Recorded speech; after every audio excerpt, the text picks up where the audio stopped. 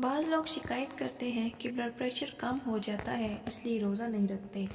جدید medical research کے مطابق لو بلڈ پریشر نام کی کوئی بیماری نہیں ہوتی۔ ماہرین امراض قلب کے مطابق اگر آپ کا بلڈ پریشر 70 سے 100 یا اس سے کچھ کم بھی رہتا ہے اور اکثر اتنا ہی رہتا ہے تو یہی آپ کا نارمل بی پی ہے۔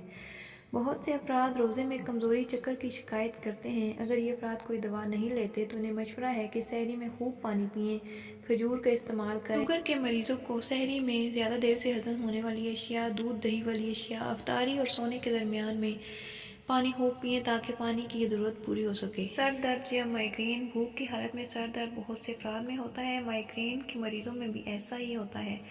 سر درد اور مائیگرین کے مریض دوا سحری اور افطاری میں لیں۔ سحری اچھی طرح کریں۔ سحری میں دیر سے ہضم ہونے والی اشیاء چاول، سویابین، لوبیا، آلو، شلجم، چقندر، گندم، باجرہ اور سبزیاں اور پھل لیں۔ یہ غذائیں 7 یا 8 گھنٹے سے زیادہ دیر میں ہضم ہوتی ہیں اور اس طرح درد پر قابو پایا جا سکتا ہے۔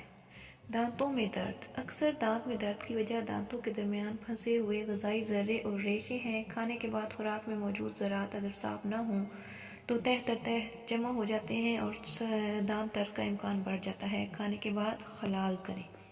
رات کو سونے سے پہلے اور سحری کے وقت دانتوں کی اچھی طرح صفائی کریں۔ نبی کریم صلی اللہ علیہ وسلم دن میں کئی مرتبہ مسواک فرماتے تھے۔ رمضان میں سحری کے بعد خلال کریں اور دانتوں کی صفائی کریں اور اگر زیادہ درد ہو تو ڈاکٹر سے مشورہ کریں۔ گردوں میں پتھریاں۔ کچھ افراد کے گردے میں بہت چھوٹی پتھریاں عام طور پر بنتی ہیں اور پیشاب کے راستے میں خارج بھی ہوتی ہیں۔ اکثر انہیں اس کا پتہ ہی نہیں چلتا۔ گردے اور مثانے میں اگر پتھریاں ہوں تو بھی کافی دن میں بڑی ہوتی ہیں اور مستقل تکلیف کا باعث بنتی ہیں۔ کیلشیم کی پتھری والے مریض کو دودھ اور اس سے بنی ہوئی اشیاء، پالک، ٹماٹر سے پرہیز کرنا چاہیے۔ گردے کی پتھری والے مریض ڈاکٹر کے مشورے سے روزہ رکھ سکتے ہیں۔ عام طور پر ہم روزانہ 6 سے 8 گھنٹے سوتے ہیں۔ اس دوران پانی نہیں پیتے۔ اگر روزے میں 12 گھنٹے پانی نہ پیا تو کوئی خاص فرق نہیں پڑتا۔ پتھری کے مریض ڈاکٹر کے مشورے سے کھانے میں احتیاط کریں اور افطاری سے سحری تک 8 گلاس پانی پئیں۔ ماں اور روزہ۔ حضرت انس سے روایت ہے کہ آپ صلی اللہ علیہ وآلہ وسلم نے فرمایا، اللہ نے مسافر کو آدھی نماز معاف فرما دی اور حاملہ اور دودھ پلانے والی عورت کو روزہ۔ اگر ماں اور بچہ دونوں یا کسی ایک کی صحت کا خوف ہو تو روزہ نہ رکھیں۔